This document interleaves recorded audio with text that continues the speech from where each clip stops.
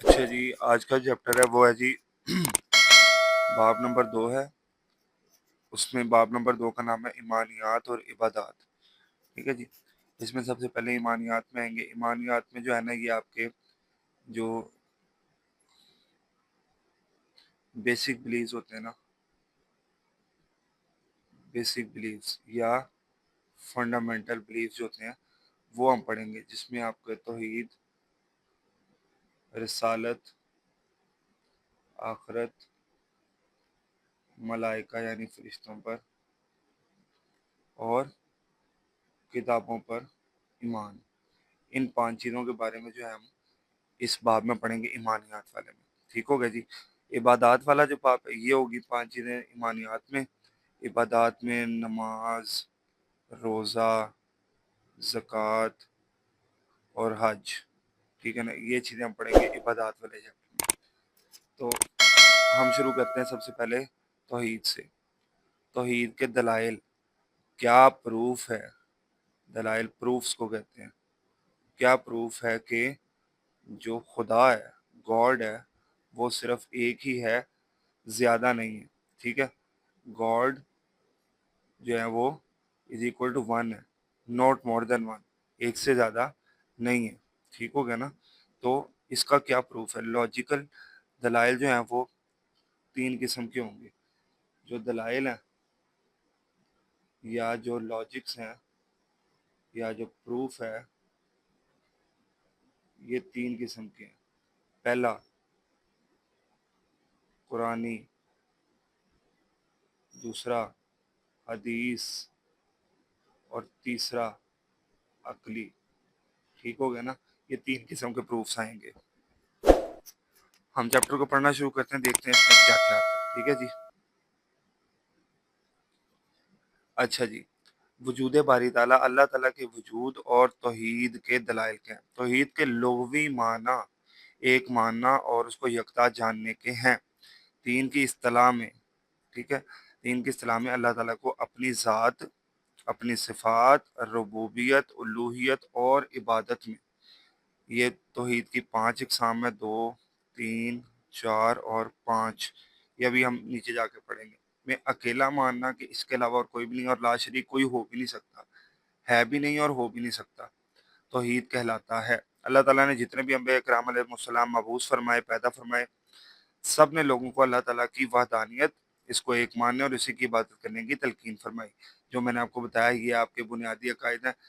جو تمام انبیاء ہوتے ہیں وہ بنیادی عقائد ان کے سیم ہوتے ہیں. انبیاء کے تعلیمات میں بنیادی عقائد سیم ہوتے ہیں، یعنی توحید، رسالت، آخرت، ملائکہ اور کتابوں پر ایمان لانا. ٹھیک ہے جی. اللہ تعالیٰ نے انسان کو توحید کی اسی جبلت مطلب نیچر پر، انسان کی نیچر میں ہے کہ وہ ایک اللہ کو ہی مانے گا. ٹھیک ہو گیا نا. کیوں؟ کیونکہ اس کے آس پاس ہر جو چیز ہے وہ ایک اللہ تعالیٰ کی گواہی دے رہی ہے اور فطرت پر، عادت پر پیدا فرمایا. ارشاد باری تعالیٰ ہے، تو اپنا رخ یکسوئی کے ساتھ، یکسوئی کا مطلب ہوتا ہے کسی اور کی طرف نہیں دیکھنا. ٹھیک ہے. جو پریفرنس ہے، ٹھیک ہے، جو پریفرنس دینی ہے یا جو ترجیح دینی ہے وہ صرف اللہ تعالیٰ کو دینی ہے. دین پر قائم رکھیں.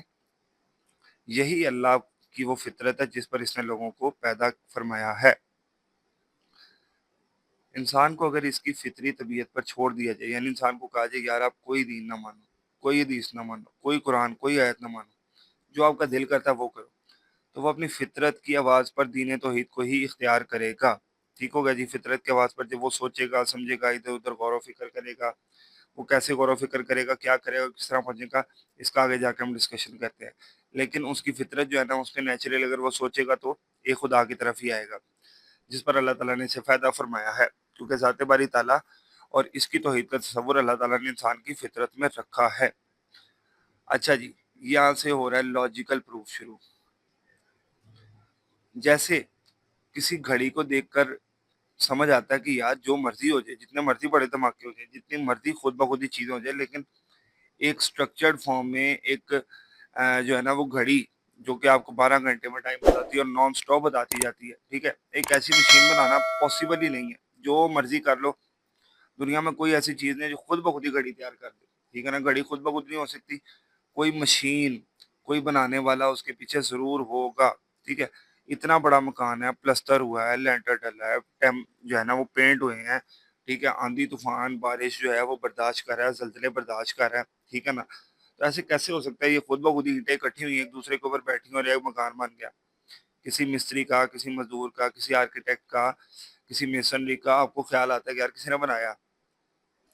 تو اگر مکان نہیں بن سکتا خود بخود ہی، اگر گھڑی نہیں بن سکتی خود بخود ہی، کرسی کو نہیں بن سکتی خود بخود ہی، ٹھیک ہو گیا نا، ایک پین جسے آپ لکھ رہے ہو وہ خود بخود ہی نہیں بن سکتا، تو یہ کیسے ہو سکتا ہے کہ اتنی بڑی کائنات ہے، اس میں اتنا زیادہ بیلنس ہے، اتنی زیادہ سپیشیز ہیں، اتنا زیادہ کھانا ہے، اتنی زیادہ جو ہے نا وہ مسٹریز ہیں، اتنا زیادہ فزکس کیمسٹری سائنسز ہیں، یہ خود بخود کیسے بن گئی؟ خود بخود بن گئی یہ ایک علیحدہ مسئلہ ہے، خود بخود چل رہی ہے، ٹھیک ہے، ایک تو ہے بن جانا اور ایک تو ہے چلنا، یہ دونوں علیحدہ علیحدہ چیزیں ایگزسٹ کر رہی ہیں، ٹھیک ہے نا. تو آپ کچھ سوچنے مجبور ہو جاتے ہو کہ کوئی نہ کوئی ایسی چیز ہے جو ان کو چلا رہی ہے. اس کے خالق کا تصور ذہن میں ضرور آتا ہے، کیونکہ کوئی بھی انسان یہ سوچ نہیں سکتا کہ اتنی بڑی کائنات خود بخود وجود میں آ سکتی ہے. جب آپ گھڑی کے بارے میں نہیں سوچ سکتے، ٹھیک ہے نا، جب آپ مکان کے بارے میں نہیں سوچ سکتے، تو آپ کسی اتنی بڑی کائنات کے بارے میں کیسے سوچ سکتے ہو کہ یہ خود بخود ہی وجود میں آ گئی ہے؟ ارشاد باری تعالیٰ ہے، کیا وہ کسی خالق کے بغیر ہی پیدا کیے گئے ہیں یا وہ خود ہی اپنے خالق ہیں؟ اللہ تعالیٰ کہہ رہے ہیں کہ کیا تمہیں کیا لگتا ہے کہ تمہیں کسی نے بنایا نہیں ہے یا تم نے خود کو خود ہی بنا لیا؟ ٹھیک ہو گیا نا، دونوں لوجیکل سی باتیں ہیں. کیا انہوں نے آسمانوں اور زمینوں کو پیدا کیا ہے؟ ٹھیک ہے نا.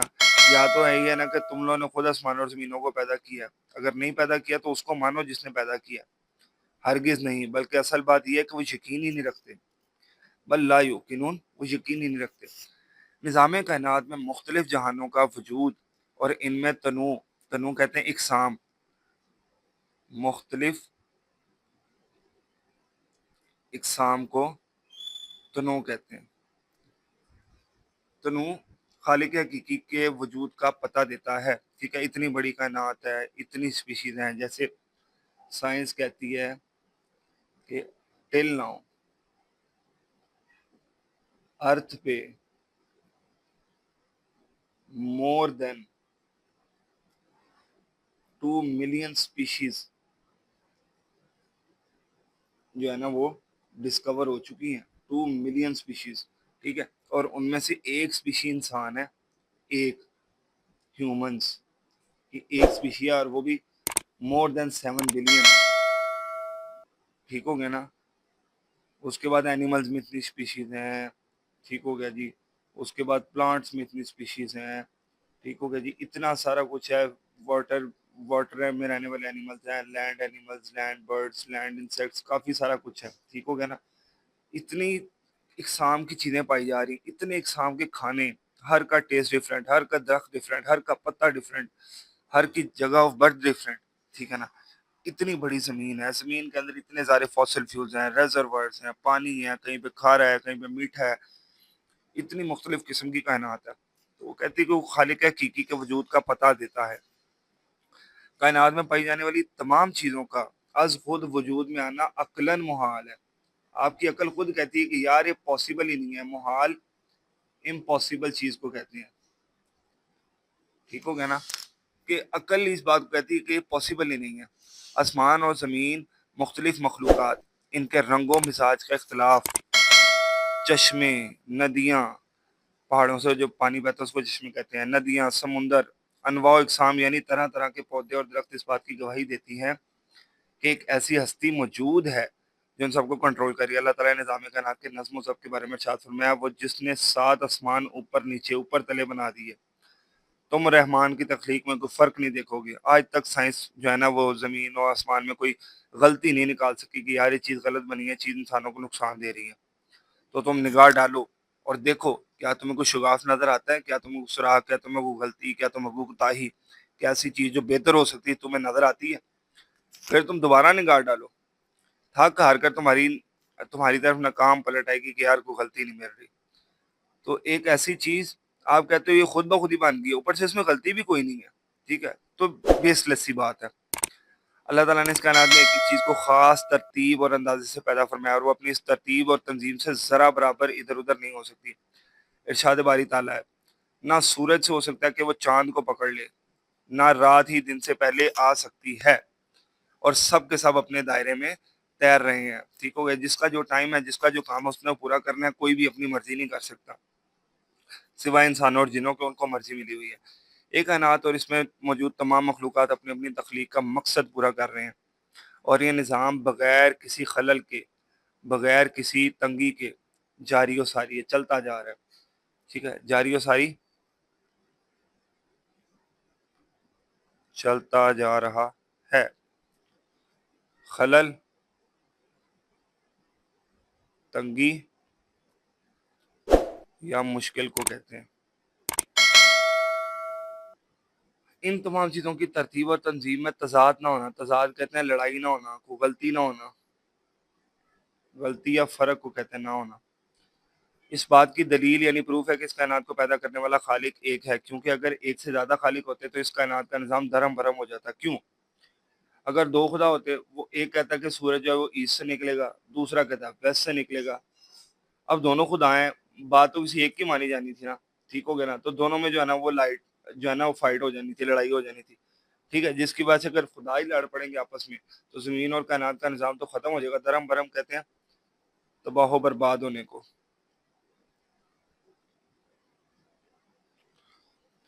اگر ان آسمان اور زمین میں اللہ کے سوا اور بھی معبود ہوتے تو یقیناً وہ دونوں درہم برہم ہو جاتے، لفسد آتا، ان میں فساد برپا ہو جاتا، ٹھیک ہے جی۔ اس کائنات اور اس میں موجود دیگر مخلوقات کے ساتھ ساتھ انسانی وجود میں بھی اللہ تعالیٰ کی نشانیاں موجود ہیں۔ ارشاد باری تعالیٰ ہے، اور تمہاری ذات میں بھی نشانی ہے، تو کیا تم دیکھتے نہیں ہو؟ اب آپ لوگ اگر سائنس پہ غور کرو تو نروس سسٹم، ٹھیک ہے جی، digestive system, intestines, heart, liver, lungs, stomach, آپ کی سکن، ٹھیک ہے، آپ کی وینز، آرٹریز، ٹھیک ہے، اور اس طرح کی لا تعداد چیزیں جو چلتی جا رہی جن کا خاتمہ نہیں ہے۔ اب اس میں سے آپ ایک ایک بھی پڑھنا شروع کر دو نا تو آپ ساری زندگی ایک کو نہیں ختم کر سکتے، ٹھیک ہو گیا نا۔ تو انسان کے جسم میں اتنی ساری چیزیں موجود ہیں، اور اتنا بیلنس اور اتنی چھوٹی چھوٹی چیزیں موجود ہیں کہ آپ اسی کو نہیں ختم کر سکتے، ٹھیک ہو گیا نا۔ تو انسان کے جسم کا ایک ایک حصہ اللہ تعالیٰ کے وجود کی گواہی دیتا ہے کہ یار انسان نہیں بنا سکتا، جو مرضی کر لو، انسان نہیں وہ چیز نہیں بنا سکتا جو مرضی ہو جائے۔ انسانی وجود میں جو مواصلاتی نظام، پیغام پہنچانے کا نظام، ٹھیک ہے نا، پیغام پہنچانے کا نظام،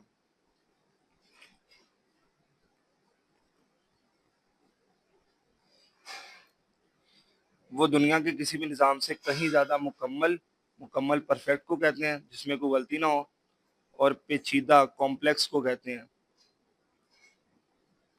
جس کو بنانا یا سمجھنا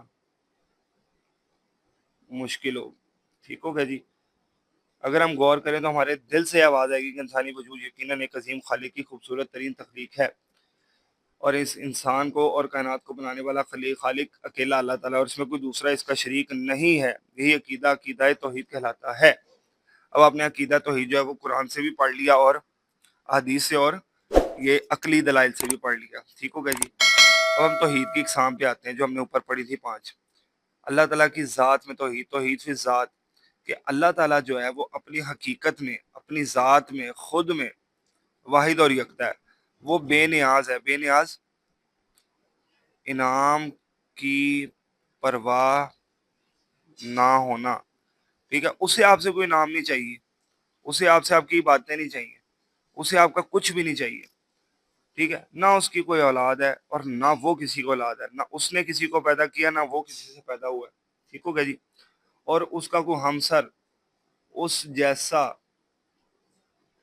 کوئی بھی ایگزسٹ ہی نہیں کرتا۔ تو اللہ تعالیٰ کی ذات جو ہے وہ ذات بھی اللہ تعالیٰ کی ایک ہی ہے، اور وہی ہے، اس جیسا بھی کوئی نہیں ہے۔ ربوبیت، توحید ربوبیت یہ ہے کہ انسان اس بات پر ایمان لائے کہ اللہ تعالیٰ ہر چیز کا خالق اور مالک اور رازق ہے، بنایا بھی اللہ نے ہے، مالک بھی اللہ اور رزق بھی وہی دیتا ہے، ٹھیک ہے جی۔ ان تین چیزوں کا مطلب ہے کہ جو رب ہے وہ صرف اللہ تعالیٰ ہے، رب ہونے میں اللہ تعالیٰ صرف مالک ہے اور کوئی بھی رب نہیں ہے، اور اس میں اس کا کوئی شریک بھی نہیں ہے۔ اللہ تعالیٰ کا ارشاد ہے، اللہ یہ جس نے تمہیں پیدا فرمایا، اس نے تمہیں رزق عطا فرمایا، پھر وہ تمہیں موت دیتا ہے، پھر وہی تمہیں زندہ فرمائے گا۔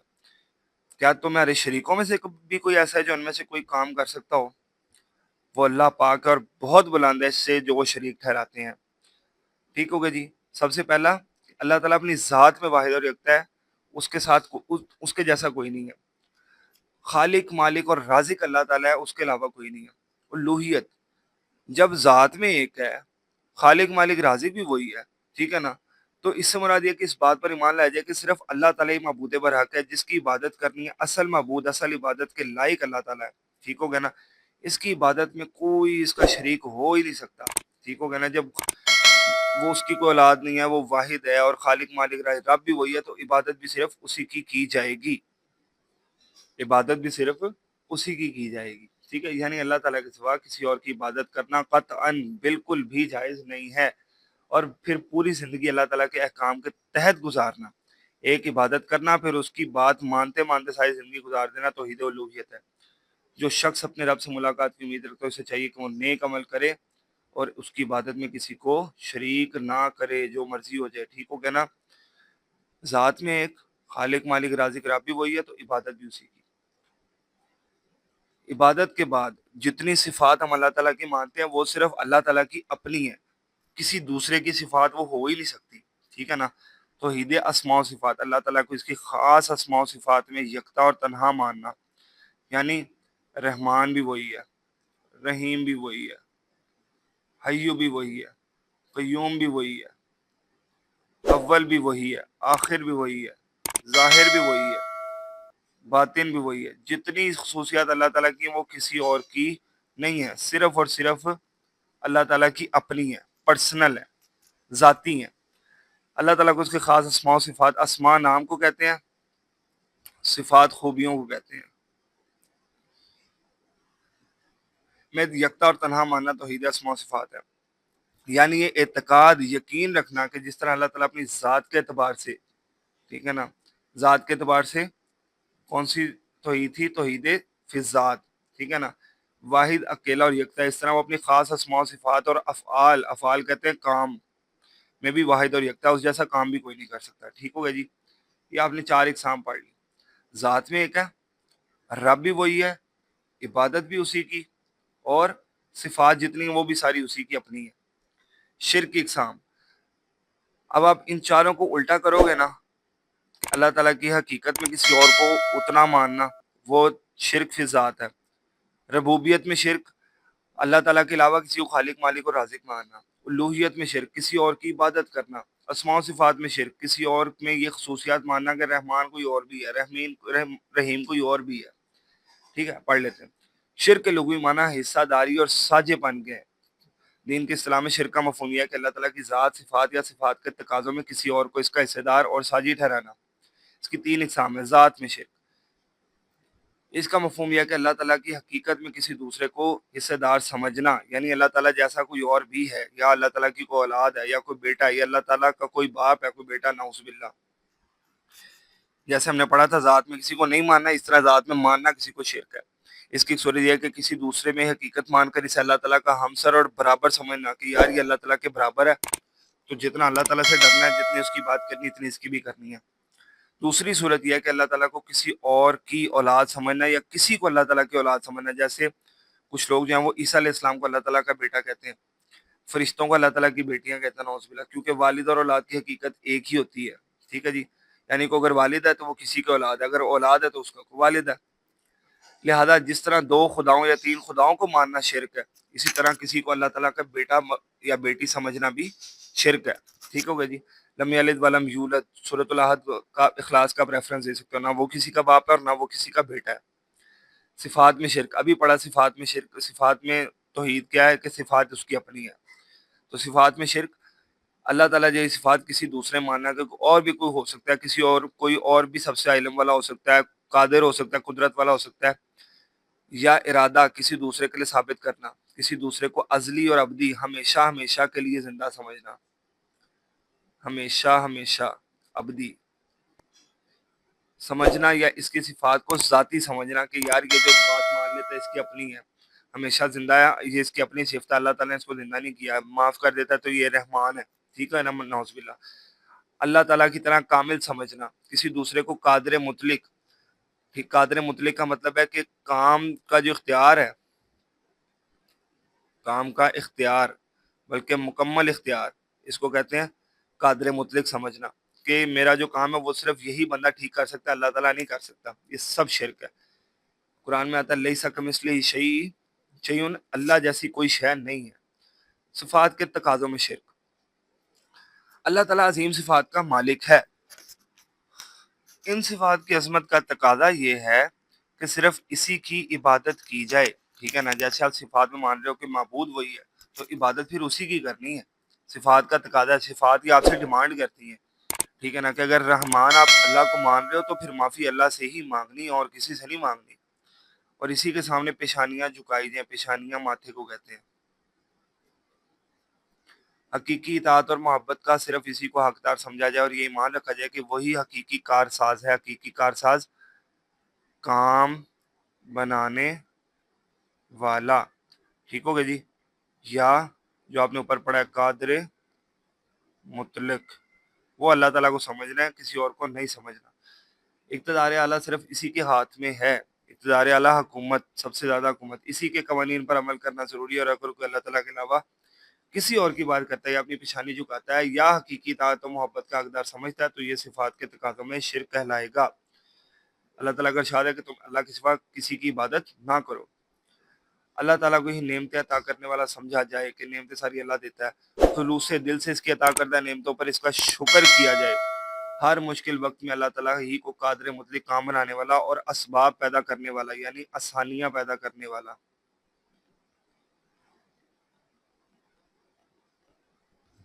سمجھ کر اسی کے فضل و کرم سے اپنی مجبوریوں کا حل تلاش کرنا چاہیے۔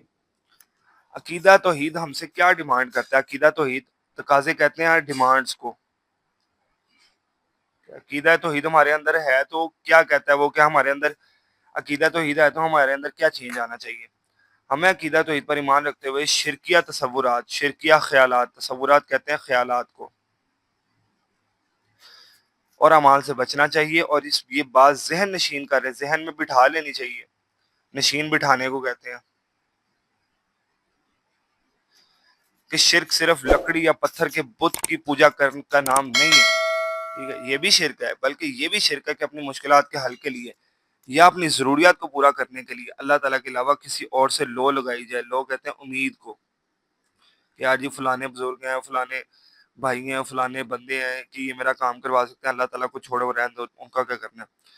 بے شمار لوگ ایسے ہیں جو زبانی طور پر تو اللہ تعالیٰ پر مان لاتے ہیں، لیکن عملاً جب عمل کرتا ہے تو اپنی اولاد کے لیے، روزگار کے لیے، صحت اور دیگر مسائل کے لیے انسانوں کے سامنے اس عاجزی سے پیش کرتے ہیں، ٹھیک ہو گیا نا، لوگوں کے سامنے عاجزی پیش کرتے ہیں کہ ہماری مدد کرتے ہیں، ہماری اولاد نہیں ہو رہی، روزگار نہیں مل رہا، جس کی مستحق صرف اللہ کی ذات ہے، تو کسی کے آگے جھکنا نہیں ہے، ٹھیک ہے۔ توحید کے تقاضوں میں محبت الہی، اللہ تعالیٰ کی محبت، اللہ تعالیٰ کی اطاعت کرنا، اللہ تعالیٰ کے رسول کی اطاعت کرنا، اللہ تعالیٰ کا ڈر، خشیت ڈر کو کہتے ہیں، توکل یقین کو کہتے ہیں، دعا مانگنا اور نظر ماننا، قسم،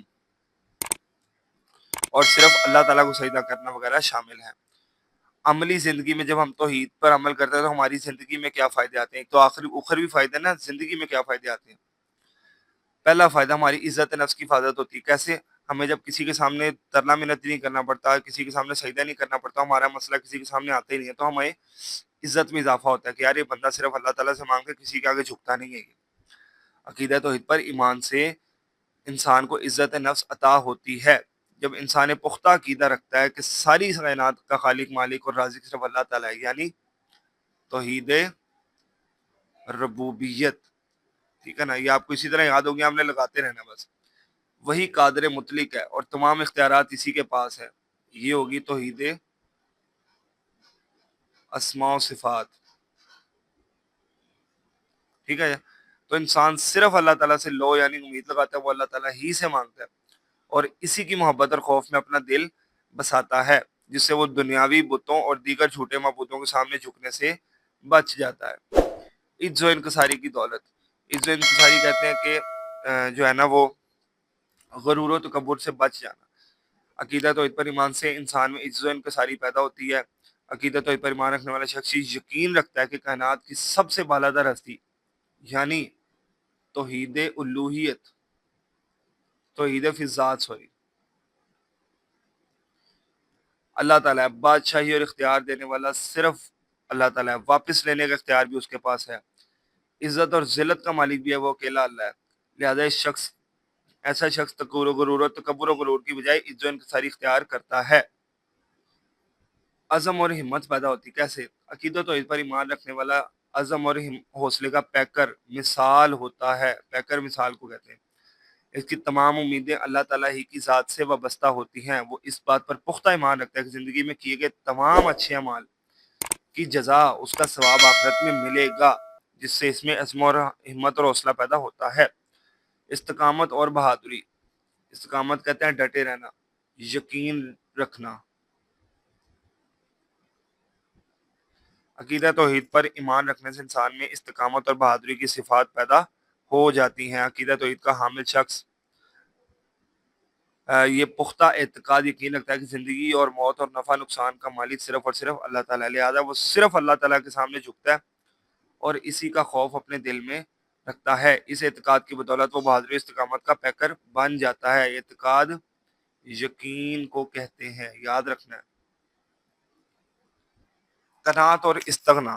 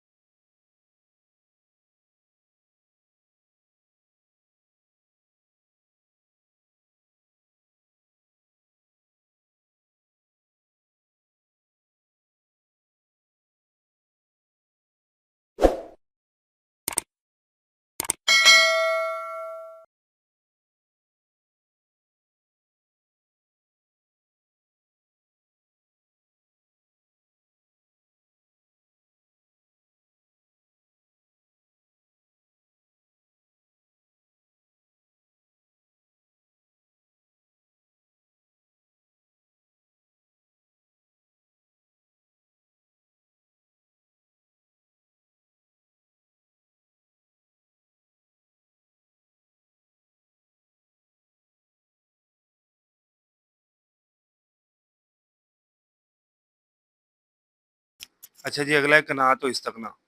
یہ ذرا ریکارڈنگ میں ایشو آ گیا تھا تو میں نے سارا کچھ پہلے لکھ دیا تھا، تو میں اس کو دوبارہ ریپیٹ کر رہا ہوں تھوڑا سا، ٹھیک ہے نا؟ تو آپ کو سمجھ آ جائے گی ساری. قناعت کہتے ہیں جو ملے اس پر راضی رہنا، اور استغنا کہتے ہیں کہ لوگوں پر امید نہیں رکھنی، سیلف ڈیپینڈنٹ. جو مانگنا ہے اللہ تعالیٰ سے مانگنا ہے، جو اپنے پاس ہے اس پر یقین رکھنا ہے. عقیدہ توحید میں انسان قناعت اور شان بے نیازی کا مطلب ہے کسی کی پرواہ نہیں ہوتی، اس کو کسی سے کوئی لالچ نہیں ہوتی، بے نیازی کی صرف پیدا کرتا ہے. عقیدہ توحید پر ایمان رکھنے والا شخص جانتا ہے کہ رزق کے تمام خزانوں کا مالک صرف اللہ تعالیٰ ہے، یعنی توحید ربوبیت جو ہم نے پیچھے پڑھی تھی. وہ جسے چاہے بے حساب رزق عطا فرماتا ہے، اور جس سے رزق روک لے ساری کائنات مل کے اس کو کچھ دے نہیں سکتی.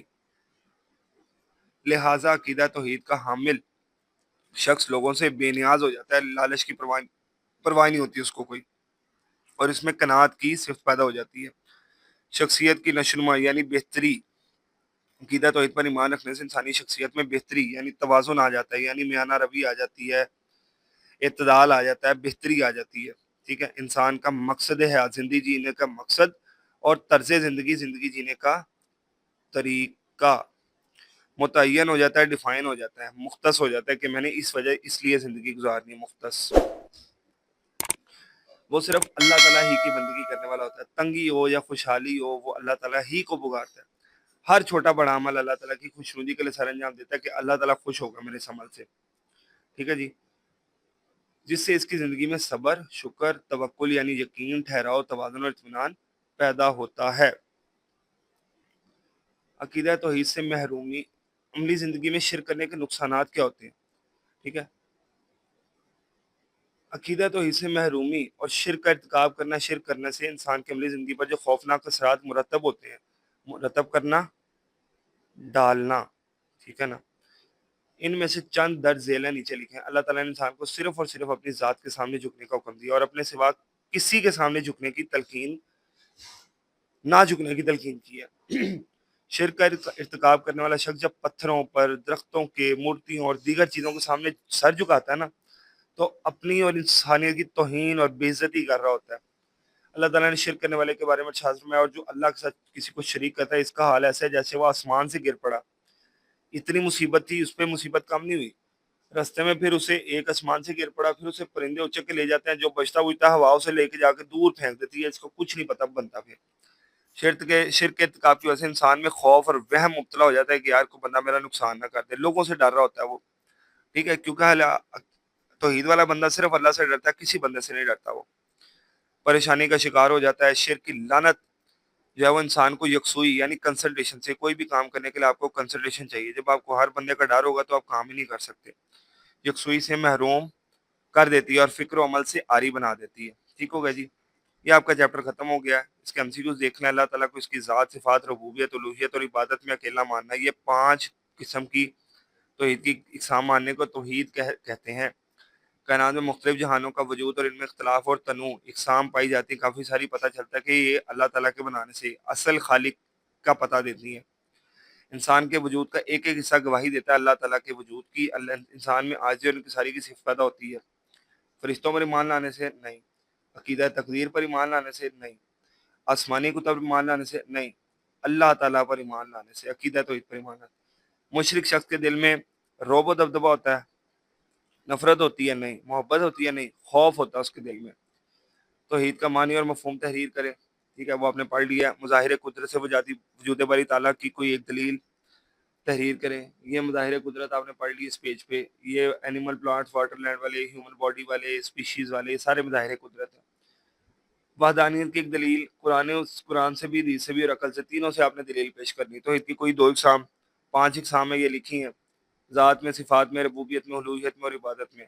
5 میں سے کوئی 2 اقسام بیان کر دو، 3 کر دو. شرک کے نقصانات، یہ آپ نے 5 نقصان پڑھے ہیں یہاں پہ. خوف اور وہم ہو جاتا ہے، پریشانی ہوتی ہے، یکسوئی نہیں ملتی، فکر و عمل سے عاری بنا دیتی ہے. یہ لانگ کوشچن ہے، سارا چیپٹر آپ نے پڑھ لیا. لانگ کوشچن کو لکھنا کوئی مشکل نہیں ہے اب آپ کے لیے. ٹھیک ہے جی، یہاں تک کسی کو مسئلہ ہو تو کمنٹ سیکشن میں کمنٹ کر کے پوچھ سکتے ہیں. آپ کے سوال کا فوراً جواب دیا جائے گا. انشاءاللہ اگلا لیکچر ہم پڑھیں گے رسالت محمدی کی خصوصیات پہ. ٹھیک ہے جی، انٹل نیکسٹ ٹائم، اللہ حافظ.